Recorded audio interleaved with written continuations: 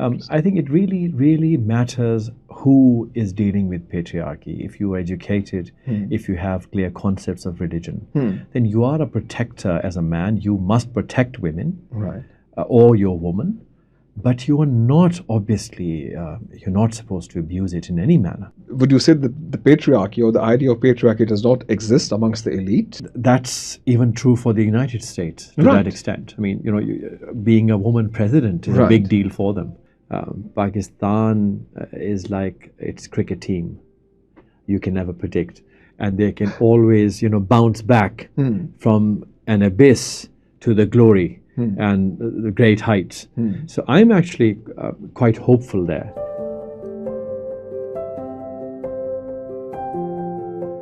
We're back with Mr. Talha, continuing a conversation about his expertise in culture, music, life, Pakistan, education, and a variety of other topics. Ji Talha साहब, एक important question about our culture और एक बड़ा, I think, perhaps a certain level of acquisition on our culture as well, that the Pakistani culture is very patriarchal. More so than other cultures that are still patriarchal. Our patriarchy tends to end up in an increased level of violence towards women. I mean, they are honor killed, they are sold off. Coming to these ideas of patriarchy, are they good or bad inherently, or what's happening with the idea of patriarchy in the Pakistani culture? Could you please shed some light on that? I just feel that, like everything else, if ignorant people implement any concept, it will be abused, it will be misused. And I think this is what is happening with patriarchy, with all other things. If the protector, and men are, they are in a position because they're physically stronger also. Right. So they are able to protect women better than women can protect men, physically speaking. But if those men are not in tune with religion, if they're not educated, if they're ignorant, then obviously all ignorant people will abuse, just like you abuse a gun, you abuse a knife, you will abuse patriarchy. You will abuse anything that you can get your hands on because you are ignorant. But you must admit that patriarchy has been used by men in Pakistan particularly. Ki Islam has given me the right to do this. Or ignorant men, yes. But wherever you have, in fact, jokingly, I would actually, tell my friend to now start writing, a drama writer. I would say now start writing about men issues because, men are now, it really doesn't seem like a patriarchy anymore. Men are on the back foot and women are now on the front foot. I think it really matters who is dealing with patriarchy. If you are educated, if you have clear concepts of religion, then you are a protector as a man. You must protect women, right, or your woman. But you are not, obviously, you're not supposed to abuse it in any manner. I agree, sir, but in that case, you're describing an ideal scenario. What I'm suggesting is that the culture of Pakistan does have certain patriarchal leanings, which perhaps require adjustment more towards a more neutral stance. Yes, but we're just picking patriarchy out of several problems as a result of ignorance. So my point is that all these problems actually emerge from ignorance and lack of being uncouth and being, let's say, ignorant of the principles of, or the spirit of what religion teaches you, the spirit of what ethics and morality is, the spirit of what educated men should behave like. I think if obviously you do not have that, then there will be abuse, and there is clearly abuse of abuse of women by these ignorant men. Aren't you bifurcating the culture then, as in the culture for ignorant men and the culture for educated men? Are they two different cultures, or are they similar? There are clearly a lot of differences. I mean, you go to any household and you can where men do not have exposure, where they haven't seen the world, they do not know what's going on. They're poor, or perhaps in a society where the subculture is very closed, they're not educated, then obviously you see abuse, and you see abuse not just in with women. You see abuse everywhere. I mean, plants and trees are abused. You're just cutting off them, at the drop of a hat, you just go and cut a huge tree without really thinking about the damages. Because we're not aware of the environmental issues that come from cutting those trees. So we're not. So similarly, women, anything, now tree is weak in the sense the tree cannot defend itself. So a man or a woman will come and abuse it and cut it off. And isn't that also true for a lot of women in Pakistan, that they're not able to defend themselves? And the patriarchal man does come and have an impact on them. Yes, and it will carry on till men are educated, till women are educated. But even in educated classes, would you say that the patriarchy or the idea of patriarchy does not exist amongst the elite? Wahan pe ye nahi hota? Well, then that's even true for the United States to that extent. I mean, being a woman president is a big deal for them. So obviously, these are all patriarchal societies. But they have better laws, they're slightly more aware of their human rights on a personal level, of course. But then, sir, to be fair, we've had a woman lead us long before America even thought about having a female president. Exactly, so we're better off there. We are better off there, but this is whataboutism. We are talking about, Pakistan and you compare it to America, and what about, unke paas to nahi hua, hamare paas to ho chuka hai. If we have had a woman leader, and that is one measure of how patriarchal we are, we should be far ahead of America in terms of gender equality, in terms of equal wages. Those things are certainly not a part of our culture. In fact, a part of our culture is Aadhi Gawahi. A part of our culture is Aadhi Salary. A part of our culture is not paying women the right amount of salaries that they deserve. Not equal work for equal wages doesn't really apply in our culture. That's also true for other countries. I mean, women always complain about less salary, for instance. That's something that frequently comes up even in Western societies. So I think this is a debate perhaps that will go on for some time. True, but it does go on in a lot of countries. But Canada, New Zealand, Australia, the UK, of the major democracies, all have decided to have equal work for equal wages, except the US. They still haven't ratified that amendment which requires equal work for equal wages. You are absolutely right. I agree that there's a dominant narrative of the patriarchy being hurtful towards the innocent or women and children. Is it not true that patriarchy raises head a lot more than in the Middle East and the South Asian culture as compared to, say, Europe or, further on in the West? True, but then if you look at the good side of patriarchy, women are protected. They're not overworked. I would like you to clarify this. Is there a good side to patriarchy? Yes. Where men feel that they must protect women, even Islamically speaking, women are not supposed to make money. If they are earning money, it's for themselves. And the husband cannot ask or demand money from them. But it is husband's job to look after them, to pay for their expenses. And if they choose not to work, men have to pay for their staying at home. So I think women have a lot of perks if you have educated. So you've given me this vision of paradise in terms of what Islam demands. And then there's a reality. There's a reality of our culture, which I think has got very little to do with what actually Islam demands. I mean, women, a lot of women in our households, who work in our households, are actually the sole breadwinners for their entire family. There have been situations where that Islamic glorified ideal that the men are supposed to be protectors and the men are supposed to be the providers is actually not true. I mean, that's not something that we see happen as a dominant force in our society. Exactly, because the fact that we do not have that right spirit, which is demanded by our religion, our faith, and then also our cultural norms obviously are also based on the same fact. But obviously if there's abuse, if there's misuse of all these concepts, then, I can't obviously sit here and say that murders are justified. No, they're not.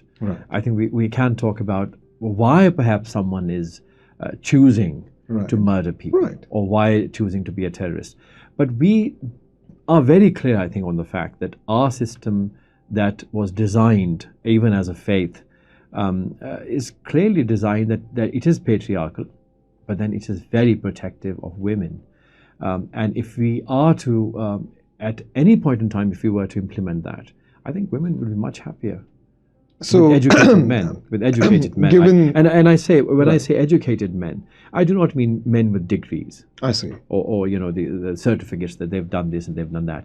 I think it's what we in our culture call tarbiyat. Very interesting. Tarbiyat by an educated woman, their mother and their father, and obviously the child also sees how parents are behaving, how their father is respecting their mother, how the mother has a lot of say in things that she decides. Obviously, when choosing a car, usually people say that ask men which car to take, and it's a very gender biased approach. Right. But then I think we have our strong points and weak points. So that's why a man and a woman, when they come together, they complement each other and balance the family. So even with children, their training, you have certain traits that men bring in, and then certain traits that women bring in. And without either of them, you do not have a balanced child, for example, and you do not have a good ideal household. This keyword, good ideal household. Who decides what a good ideal household is? I mean, as cultural philosophers, we can say the nuclear family only started after World War II. Before that, it was one man, many wives. For most of our history, the richer the man, the more wives he had. Very, very few men, though. I must insist that even in those societies, you had, usually the Sultan or the King or the Maharaja, even in Indian culture, had, for example, Jai Singh, our clan, the Kushwaha clan. Jai Singh had 32 wives. So yes, but these are very, and I think Islam came in, it limited the number to 4, Right. that you cannot exceed 4. And even there, I think Allah is very clear in giving warning to men, Right. that if you can't do justice, then Right. one is good for you. And that's why you now see increasingly Right. most Islamic societies, other than few Arab societies, Right. but you have a lot of, I don't find many Muslim men, especially in Pakistan, having more than one wife. Sir, as far as I go, handling one wife is hard enough. Handling multiple would be a pain in the... Anyways, I mean, you know what I mean. The idea of culturally having more than one partner, especially for men, is a permission only given to men. And again, that too is a huge question for the Western mind, that why is this patriarchal structure set from the get-go? I mean, the moment you allow a man to have more than one wife, you are setting up a patriarchal system. By default, there's no equality there. I just say that, yes, patriarchal system has a lot of advantages, and this is one of them. Is this an advantage for the man or for the woman? It's also an advantage for the woman if you really look at it Very interesting. from How a certain so? point of view. Because there can be situations where there are women who cannot find a reasonable, workable, practical relationship or a man that they can marry. And in certain cases, just this fact that men are allowed more than one wife and up to 4 actually takes care of the second woman who's becoming a wife now, because now she can live in a very this sanctity of a marital relationship. The sanctity of a marital Yes, relationship. and so it's completely legal, ethical, allowed by religion. That's a very, very safe and ethical way to live with a man. Right. She has that opportunity, Right. and the first wife doesn't need to be murdered if the man is really in love with You don't the really need to second chop her wife. head Yeah. off, as our dear friend Henry Tudor did. Yes, and so he had to, because obviously this is a witch and she is this and she is that, and now I have to kill her, because he had to get married. I think men will be men and women will be women. I think the sooner we realize it, the better it is for society. And I think Allah and Islam, I think, has, in my opinion, obviously my opinion doesn't really matter because religion is religion, but I really, really like a lot of these concepts, because although they might not be appropriate for me in terms of being workable, I might choose to just marry once. So I have to but ask I you this can't here. make this rule. These principles which are so dear to you, you must admit that you have an internal bias towards these principles. Clearly, I have, because unless I believe in something, unless I agree with something, I wouldn't be believing or practicing that. So obviously I have this bias, but this bias is based on a lot of, I think, talks and reading scholars and a lot of logic. And also looking at societies. I mean, look at Europe, what was happening. There were men trying to, they were falling in love and they were liking other women. And they couldn't get married. So what they had to do, they had to either get rid of the wife, and even sometimes, in the olden days, if your wife was living and you were divorced, you still couldn't get married. So she had to die. Now this is the sure recipe for inviting the husband to, because not all husbands would be sophisticated enough to curtail themselves and not to go ahead and carry through with their second marriage. And the only way they could carry through would be killing the first wife. In that instance, speaking of marriage, I've also talked to some Pakistani students and Pakistani, youngsters here. And from what I'm learning, marriage is now becoming an afterthought. Like, people don't want to get married. They will live together as boyfriend and girlfriend. The modern American life that we are all living. Yes. It's becoming a reality for a lot of Pakistani couples. Yes. Coexisting relationships, they live together. They don't, again, they don't want to involve the parents. They don't want to involve anything else. They just live together, which again is a very common methodology of existing in Europe and the West. Is marriage now becoming an afterthought for Pakistanis, or is still critically important? I think Pakistanis usually, and especially our middle and upper class, would obviously follow what is going on in the West, and so arrive there at some point. So we might be arriving there fast. I'm not sure how much we've traveled in that direction as yet, but I think there is now there's systems in place which discourage marriage. Interesting. And cultural systems which cultural and legal systems. Legal systems in Europe, in America, because the cost of divorce is huge. Tremendously. Yes. And also the fact that because there is no emphasis on morality or faith or religion, you can just simply live in. You can be in a live-in relationship. So if ethics and morality is not a crisis, right, and if laws require you that with laws you're better off not getting married because wealth is important, right, and you will, your Porsche or your Merc will be cut in half, right.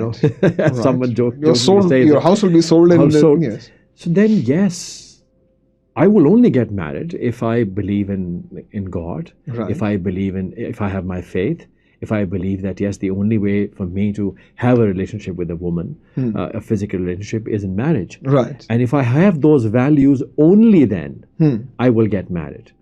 But even that marriage now has become really difficult because of the reasons we just talked about. So I think systems are now, someone, we don't know who exactly it is, but someone is now trying to force societies into this faithless sort of oblivion where nothing really matters, and you can live in, or you choose to have whichever gender you want, and all those things that Dr. Jordan Peterson, I also listen to him quite a lot. He also talks about and points out these things and the problems with these concepts. Right. So that this young child is now being asked to come up with his or her own identity at a very young age. I don't see where this is going. For me, I think it's a very problematic area. So that is a very interesting question. If you do not see where it is going, who can? If you're the cultural expert and you can't, if you have a crystal ball, and if I had to ask what the culture of Pakistan will look like 20 years from now, if I come back in 20 years and have another discussion with you, will we be talking about how people are being murdered on the street for saying certain words the wrong way, or not saying the certain right thing when the bells ring, or on the third Tuesday of every month you have to say these things or you will be killed? Where are we going? I think with Pakistan, someone had a very interesting analogy, and they said that Pakistan is like its cricket team. You can never predict, and they can always bounce back from an abyss to the glory and the great heights. So I'm actually quite hopeful there. I do not see Pakistan going into oblivion or an abyss, but I do see these other societies creating a lot of chaos if they were to just carry on with this gender debate and all these concepts. Because if you have no marriage institution, although a lot of us know that it's not easy when two people come and choose to live together. It's never easy, but it's needed by society, and it is good for us, and that's why Allah chose this for us. I actually believe that if you look at history and you look at other societies and how they're experimenting with those laws, I just find that logically speaking also, our way of life, I think is the best, where you have values, you have children growing up in joint families. Children know that the grandfather has authority over my father, so he also understands the hierarchy, the respect for the grandfather, his profile, his authority. Children, for example, is very good now. Psychologists say it's very good for children to live in joint families, where they see their aunts. The whole idea of it takes a village to raise a child. Yes, right. And so say the grandfather, the grandmother, all aunts and uncles. That's a very healthy, and even in fact someone was telling me that Finland has this system where they do not encourage children to come to school before they're 7 years old. Yes, you'll absolutely. And they say that children must stay at home with their families and learn the relationships and how important they are. So at the end of the day, like Lord Bertrand Russell said, that men are exactly the men they were thousands of years back. So what is good for our psychology, I think, remains intact. So Islamic laws or our traditional or cultural setup, I think, was so far, I mean, if they don't come up with something new, and I do not believe that by experimenting with human societies, you can actually gain a lot, what they're trying to do. I think those laws are now in place for us, and rather than just mimicking what is happening elsewhere, where they're experimenting with things. It's like, the one medicine good for you, and then they ban it 5 years down. Right. So this is exactly what is happening also with cultural tidbits that they come up with. That now we try this and we try that. So I think we must not be experimenting with children anymore. We have a very, very refined and defined social system. मुखबिरनामा रखेगा आपको बाखबर।